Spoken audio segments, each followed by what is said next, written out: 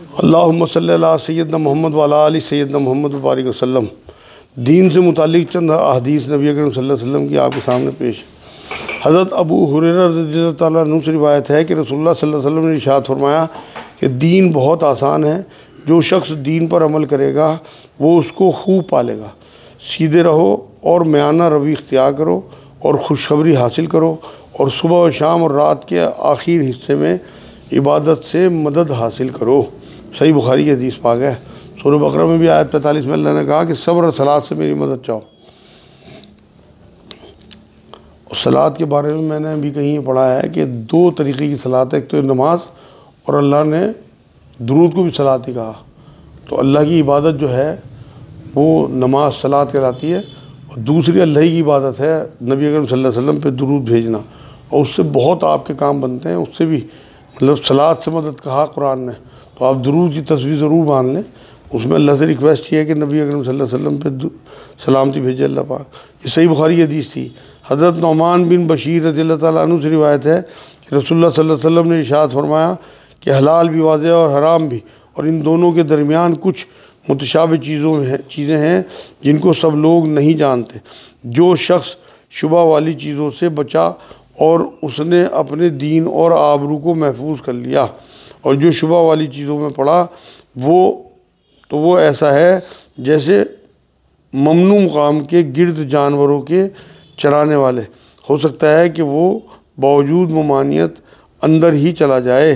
یاد رکھو ہر بادشاہ کا ایک احاطہ ہوتا ہے، اور اللہ کا احاطہ اس کی زمین میں اس کی حرام کردہ چیزیں ہیں۔ یاد رکھو جسم میں گوشت کا ایک لوتھڑا ہے، اگر وہ صحیح ہو تو پورا جسم صحیح ہوتا ہے، اور اگر وہ خراب ہو تو پورا جسم خراب ہوتا ہے، اور وہ دل ہے۔ صحیح بخاری کی حدیث پاک ہے۔ آپ یقین کرو دین کا جو دائرہ ہے نا، اگر جو بے دین لوگ ہیں ان کا دائرہ 1000 فٹ ہے، تو دین کا دائرہ 800 فٹ ہے۔ 200 فٹ میں اللہ رب العزت نے چند چیزیں حرام کر دیں، باقی سب آپ کے لیے مباح ہیں، جیسے مرضی آپ استعمال کرو۔ اور دل کے بارے میں اللہ نے کہا کہ اگر دل آپ کا صحیح ہے، قلب آپ کا صحیح ہے، تو آپ کا سب کچھ پورا جسم صحیح ہے۔ اور آپ دیکھ لو اگر واقعی ہمارے دل میں گندگی آ جائے تو آپ کا پورا وجود جو ہے وہ گندہ ہو جاتا ہے۔ چہرے مورے آپ بنا لو، کرتے پجامے پہن لو، سفید کپڑے سفید پگڑیاں باندھ لو، لیکن اگر آپ کا دل خراب ہے، اندر آپ کی منافقت ہے، تو پورا جو وجود آپ کا، روح بھی آپ کی جو ہے وہ کمزور ہو جائے گی، ختم ہو جائے گی۔ حضرت تمیم داری رضی اللہ تعالیٰ عنہ سے روایت ہے کہ رسول اللہ صلی اللہ علیہ وسلم نے فرمایا کہ دین خیر خواہی کا نام ہے۔ ہم نے عرض کیا کہ کس چیز کی خیر خواہی؟ فرمایا اللہ کی، اس کے رسول کی، مسلمانوں کے پیشواؤں کی، اور عام مسلمانوں کی۔ صحیح مسلم کی حدیث پاک ہے۔ مطلب دین زندگی گزارنے کا طریقہ ہے۔ سورہ بقرہ آیت 208 میں اللہ نے کہا کہ پورے کے پورے دین میں داخل ہو جاؤ۔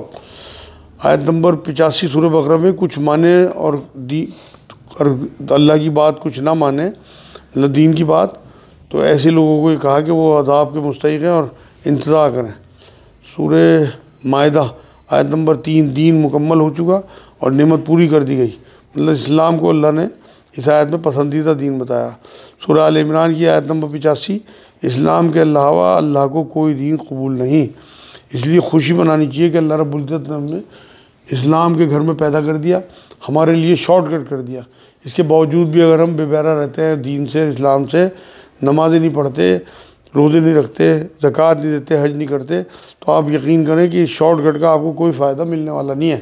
ناموں سے آپ کا جو ہے حساب کتاب نہیں ہوگا، بلکہ آپ کے عقیدے، آپ کے عمل، اس سے حساب کتاب ہوگا۔ حضرت ابو ہریرہ رضی اللہ تعالیٰ عنہ سے روایت ہے کہ رسول اللہ صلی اللہ علیہ وسلم نے ارشاد فرمایا کہ بے شک اللہ تعالیٰ ہر صدی کے شروع میں اس امت کے فائدے کے لیے ایسے شخص کو بھیجے گا جو اس کے لیے دین کو تازہ کرے گا۔ سنن ابو داؤد شریف کی حدیث پاک ہے۔ اور ایسے لوگ واقعی آتے رہے بیچ بیچ میں جو جھنجھوڑتے رہے ہمیں۔ حضرت عائشہ رضی اللہ تعالیٰ عنہ سے روایت ہے کہ رسول اللہ صلی اللہ علیہ وسلم نے فرمایا کہ دین اسلام نہایت موضوع اور مضبوط ہے، اس کو نرمی کے ساتھ حاصل کرنے کی کوشش کرو، اور زیادہ سختیاں اٹھا کر اللہ کی عبادت سے اپنے دل میں نفرت نہ پیدا کرو، کیونکہ زیادہ تیز رو مسافر اپنی سواری ہلاک کر دیتا ہے اور منزل مقصود طے کرنے سے بھی رہ جاتا ہے۔ مسند احمد کی حدیث پاک ہے۔ مطلب میانہ روی، بیلنس کا مذہب ہے اسلام، بیچ کا راستہ۔ اسی لیے اللہ رب العزت نے آیت 43 میں 143 میں سورہ بقرہ اسے جو ہے بیچ امت کا امت الوسط، ہر چیز میں اللہ کے رسول صلی اللہ علیہ وسلم فرما کے گئے کہ اعتدال اور بیلنس ہونا چاہیے. مطلب مشکل اور آسان میں کچھ چننا ہوتا تھا نبی کو تو وہ آسان کو چنتے تھے.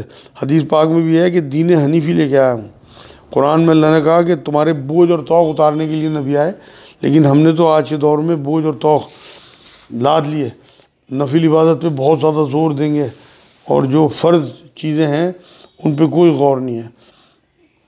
نفل عبادت سب کر رہے ہیں اور ایک دوسرا کو کہاں ہاتھ باندھ رہا، کہاں ٹکنے ٹھگے ہوئے ہیں اور کس طرح سے نماز پڑھ رہا، اس پہ سب کی نظر ہے.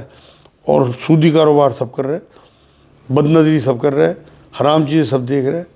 آج کی آخری حدیث حضرت عبداللہ بن عمر رضی اللہ تعالیٰ عنہ سے روایت ہے کہ انہوں نے ایک رات میں جو بہت سردی اور تیز ہوا والی رات تھی اذان دی، پھر خود ہی اذان کے بعد پکار کر فرمایا لوگوں اپنے گھروں میں ہی نماز پڑھ لو. پھر آپ نے بتایا کہ رسول اللہ صلی اللہ علیہ وسلم کا دستور تھا کہ جب سردی اور بارش والی رات ہوتی تو آپ صلی اللہ علیہ وسلم مؤذن کو حکم فرما دیتے کوئی اعلان کر دے کہ آپ لوگ اپنے گھروں ہی میں نماز پڑھ لیں. صحیح بخاری صحیح مسلم کی حدیث پاک ہے. ہمارے ہاں تو پیچھے لگ جا، ذرا سی باتوں کو جو ہے وہ